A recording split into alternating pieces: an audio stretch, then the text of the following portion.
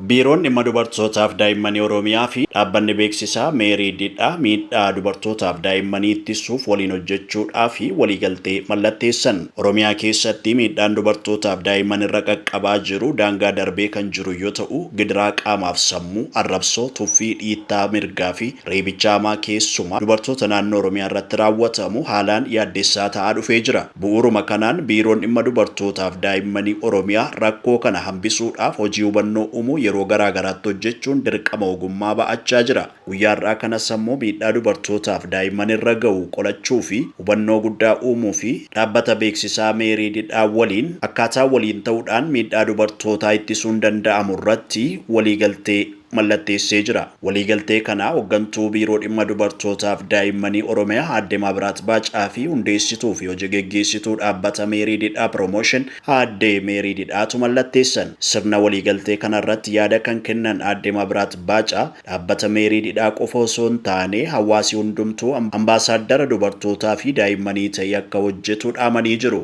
Ol garuu hawaasni keenya immoo har'a Meeriididhaa carraa kanaan filannee hojii kan akka waliin hojjennuuf karoorfannu malee hawaasni keenya bal'aan ambaasaadara miidhaa dubartootaaf daa'immanii ta'ee iddoo kamittuyyuu hojjechuu danda'uu qaba, gahee isaa ba'achuu danda'uu qaba. Kanaaf qaamni kamuyyuu rakkoo kana qaama amma waliin hojjechuudhaaf waliigallu qofa osoo hin taane iddoo hundattuyyuu gahee isaa ba'achuudhaan miidhaa dubartootaaf daa'immanii ittisuu keessatti ambaasaadara ta'ee akka hojjechuu danda'u asumaan waamicha koo dabarsuun barbaada. Meeriididhaas itti dabaluun utuu waliigalteen kun hin mallattaa'inis akkuma hojjechaa turre ammas akka nama sirna gadaa keessatti dhalatee guddate tokkotti waan karaarraa maqee sirreessuu fi hojii hubannoo uumuu akkasumas yakkoota hojjetaman saaxiluuf miidhamtoota jajjabeessuu irratti xiyyeeffannoon kan hojjetan ta'uu ibsitee jirti. Egaa waa'ee miidhaa dubartootaaf daa'immanii ennaa kaasnu hamma namatu kana godha jennee dubbachuudhaaf afaan guunnee waan sana balaaleffachuullee hamma dadhabnutti hamma saalfannutti amma sanarra geenyee jirra. Miidhaawwan kanneen keessaa immoo naannoo keenya keessatti wanti dhaga'amaa jiru xiqqoo kan nu rifachiisudha. Kanaaf dhaabbanni keenya biiroo dhimma dubartootaaf daa'immanii Oromiyaa faana waliigaltee akkasiiyyuu osoo hin ga'iin dura ofii keenyaan akkuma isinitti himee dhaabbanni keenya anaan hundaa'e anadha hundeessituun dhaabbata kanaa CEO'nis ana waan ta'eef dubartummaan haadhummaan anumarraa jalqaba dhimma kana anatu dursee dhaabbachuu qaba waan ta'eef voluntarily yeroo qilleensaa OBN irratti qabnus maqaa podcast keenya maqaa dubartii empower godhu maqaa dubartii jajjabeessuu fi humna ishee keessa jiru agarsiisuu danda'u ofii keenyaan kaka'umsa mataa keenyaatiin murteessinee itti hojjechaas jirra. Pilaatfoormiiwwan qabnu hundarratti sooshaal miidiyaa irrattis bifuma wal fakkaatuun koomitmentii mataa keenyaatiin waan nu ilaallatuuf dhimmichi kan keenya waan ta'eef hojjechaa turre. Ammas hojjechaa jirra. Sichi immoo dubbii ijoon nuti Oromoodha. Ilmaan abbaa gadaati ofiin jennee waamna. Garuu ilmaanuma abbaa gadaa taanee falaasummaa sirna kanaa keessatti dhalannee guddanneetu wantoonni sukkaneessoo ta'anii fi falaasamatti guddannee fi itti dhalanneen ala yaada adda addaa dhaga'aa jirras raawwatamaa jiras jechuudha. Inni jalqabaa hubannoodha. Hubannoo uumna. Bakka tokko tokkotti dubartoonni miidhamaa jiraachuu isaaniillee hamma ofirratti hin beeknetti kan balaan kun dhiibbaan kun irra ga'aa jiru.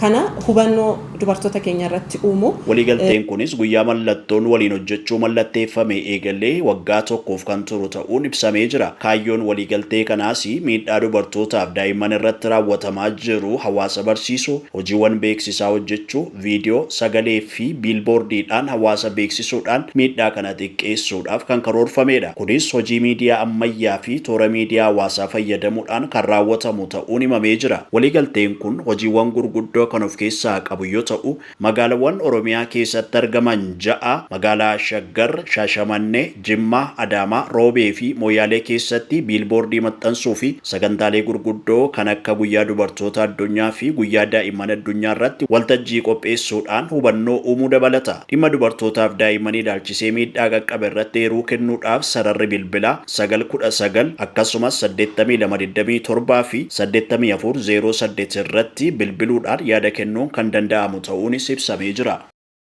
Doonaald Tiraamp Israa'eel haleellaa caalaa hamaa raawwachuu malti jechuudhaan Iraaniin akeekkachiise. Pirezidaantiin Yuunaayitid Isteetsi Doonaald Tiraamp haleellaa cimaa niwukilaaraa fi buufatawwan waraanaa irratti erga raawwatteen boodas Israa'eel ammas haleellaa caalaa hamaa ta'e raawwachuu malti jechuudhaan Iraaniin akeekkachiise. Teeraaniif carraa irratti carraa kenneeraaf kan jedhan Doonaald Tiraamp akka dhimma sagantaa niwukilaaraa ishee ilaalchisuudhaan waliigaltee irra ga'uu akka qabdus gaafatee jira. Israa'eel sa'aatiiwwan muraasa darban keessatti bakkeewwan Iraan hedduu keessatti haleellaa geggeessitee jirti. Haleellichi ammas itti fufee akka jiraatu himamaa jira. Magaalaa Taabriz irraa gara kaaba lixaatti kan argamu buufata xiyyaaraa waraana Iraan irratti haleellaa raawwachuu miidiyaaleen Iraan gabaasaa jiru. Viidiyoowwan BBC mirkaneessi akka agarsiisutti aarri guddaan buufata xiyyaaraa waraana Iraan kana keessaa gara samiitti ol ka'ee mul'ata. Gama biraan ammoo Israa'eel haleellaa marsaa lammataa buufata niwukilaaraa Iraan guddicha kan ta'e Naataanz irratti haleellaa geggeessaa jiraachuutu gabaafame. Buufanni gabbisa niwukilaaraa Naataanzaa bakkeewwan gabbisa niwukilaaraa Iraan isa guddaa fi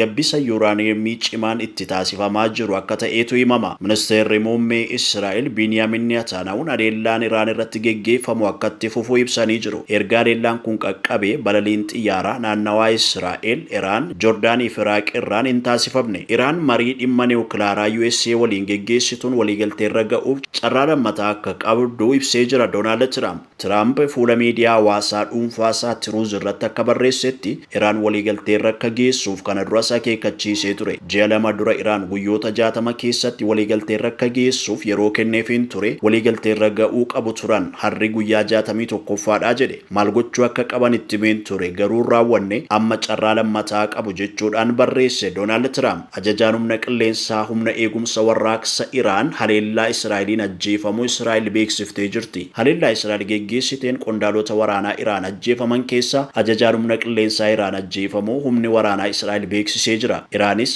ajajaan humna qilleensaa ishee Jeneraal Amir Ali Hajide jala ajjeefamuu karaa madda oduu biyyattii Irnaa beeksiftee jirti. Jeneraal Amir bara 2009 hoogganaa humna qilleensaa eegdota warraaqsaa Iraan godhamuudhaan Ayatollah Khameneidhaan muudame. Qondaalli waraanaa kun bara 1962tti qondaala magaalaa Teheraan keessatti kan dhalate yoo ta'u bara 1980tti humna waraanaa biyyattiitti makame. Walgaarreeffannaa fi walwaraansi Israa'elii fi Iraan gidduutti ammallee akkumatti fufetti jira.